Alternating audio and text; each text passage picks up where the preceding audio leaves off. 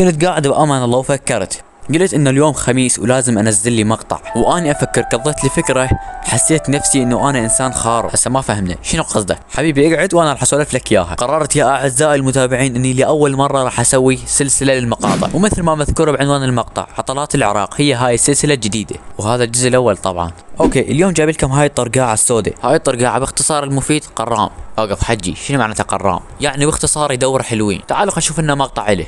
شوفوا له هذا الولد يا اخي، ايش قد احسه هيك، الله شاهد احسه نادر حبيبي شنو نادر؟ الماس هو ما تقلش بيك، هو انسان حاله حالنا. الله شاهد احسه نادر ومحبوب، فاني يعني كلش ارتاحت له. شنو؟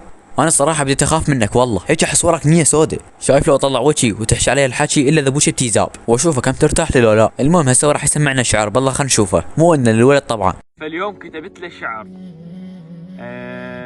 شنو من طينه ربك هيك خلقاك مو خلقك. عاشت ايدك استمر شباب، والحسين ما بيحله سمعه. المهم خلونا نشوف لنا مقطع ثاني له. شوفوا له هذا الولد يا اخي، ايش قد ارتاح له، يعني هيك كلش ارتاح له. استغفر الله، بس هذا الولد حتى ما بيشي حلو، ادري كاتلينك لو حط لك صبغه، بس اريد اعرف هاي النماذج شلون نسوي وجوهها حمرا هيك. المهم هسه خلونا نكمل.